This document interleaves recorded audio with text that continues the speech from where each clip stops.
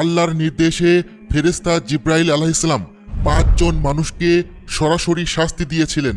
কিন্তু কেন? তাদের কি দোষ ছিল?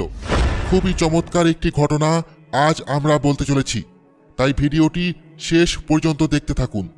আমাদের চারপাশে অগণিত ফেরেশতা রয়েছে যারা 24 ঘন্টা আমাদের সেবায় নিয়োজিত। সেই ফেরেশতাদের মধ্যে উচ্চ মর্যাদার ফেরেশতা হলেন হযরত জিব্রাইল আলাইহিস সালাম, যিনি নবী ও রাসূলগণের উপর ওহী নিয়ে আসতেন। তিনি হযরত মুহাম্মদ সাল্লাল্লাহু আলাইহি ওয়াসাল্লামের অত্যন্ত প্রিয় ছিলেন। একদা হযরত মুহাম্মদ সাল্লাল্লাহু আলাইহি ওয়াসাল্লাম ভীষণ মন খারাপ করে বসেছিলেন। সেই সময় হযরত জিব্রাইল আলাইহিস সালাম ওহী নিয়ে উপস্থিত হলেন। তিনি এসে দেখলেন রাসূল সাল্লাল্লাহু আলাইহি ওয়াসাল্লাম দুঃখিত হয়ে বসে আছেন। আমরা সবাই জানি আমাদের প্রিয় নবী সাল্লাল্লাহু আলাইহি ওয়াসাল্লাম ইসলাম প্রচারের জন্য অমানবিক নির্যাতন, উপহাস, কষ্ট, যন্ত্রণা সহ্য করেছেন। সবাই তাকে নিয়ে উপহাস করত, পাথর ছুঁড়ে মারত, তার শরীর ক্ষতবিক্ষত হয়ে রক্তে লাল হয়ে যেত।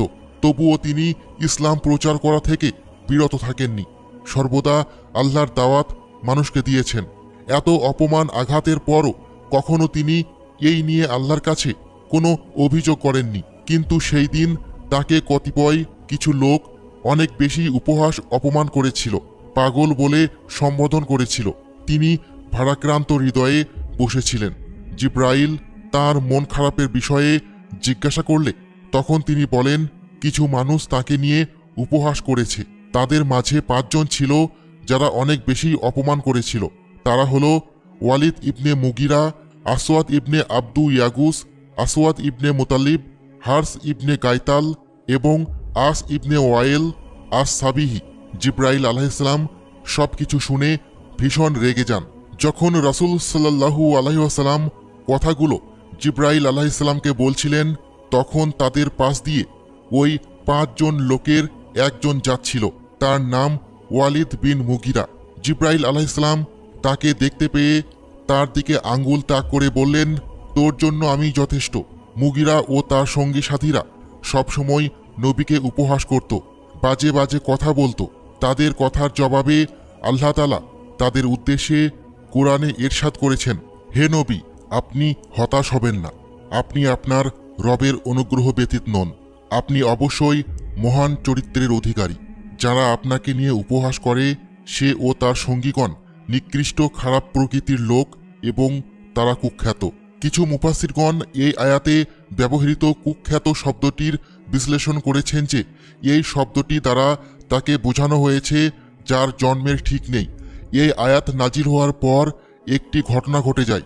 যখন নাজিলকৃত আয়াত সম্পর্কে ওয়ালিদ ইবনে মুগিরা জানতে পারে তখন সে চিন্তায় পড়ে যায়, কারণ সেও বিশ্বাস করত মুহাম্মদ সাল্লাল্লাহু আলাইহি ওয়াসাল্লাম কখনো মিথ্যে বলেন না।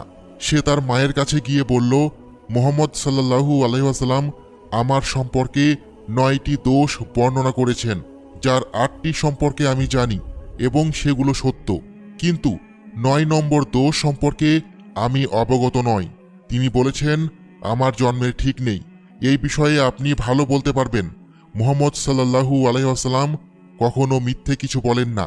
তখন তার মাতা তাকে বলেন, হে পুত্র, মুহাম্মদ সাল্লাল্লাহু আলাইহি ওয়াসাল্লাম একদম ঠিক কথাই বলেছেন। তোমার পিতার অনেক ধনসম্পদ ছিল, কিন্তু তিনি ছিলেন পুরুষত্বহীন। এত ধনসম্পদ রক্ষার জন্য একজন উত্তরাধিকার প্রয়োজন ছিল। সেই জন্য আমি এক রাখালের সাথে সম্পর্ক গড়ে তুলি। তুমি তারই ঔরসজাত সন্তান। হযরত মুহাম্মদ সাল্লাল্লাহু আলাইহি ওয়াসাল্লাম ও জিব্রাইলের কথোপকথন চলছিল। ঠিক সেই সময় জিব্রাইল আলাইহিস সালাম হার্স ইবনে গাইতালকে দেখতে পান। তিনি তার পেটের দিকে ইশারা করে বলেন, তোর জন্য আমি যথেষ্ট। এরপর তিনি আসওয়াদ ইবনে মুতাল্লিবকে দেখতে পান। তিনি তার চোখের দিকে ইশারা করে বলেন, তোর জন্য আমি যথেষ্ট।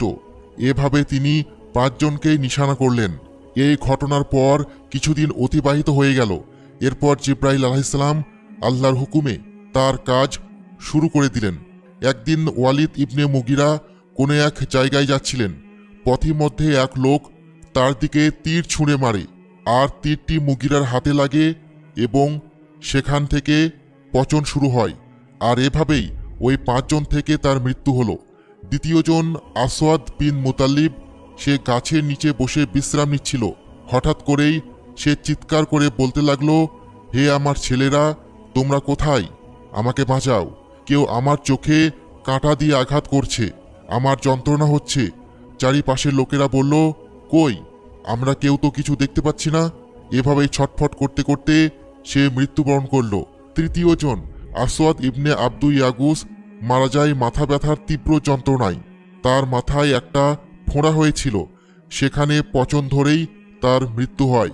চতুর্থ জন হার্স ইবনে গায়তালের পেটে হলুদ পানি আসে, তার পেটে পচন ধরে আর সেগুলি মুখ দিয়ে বের হয়ে আসে। সে এই কঠিন রোগে আক্রান্ত হয়ে তীব্র কষ্ট যন্ত্রণা সহ্য করে মৃত্যুবরণ করে।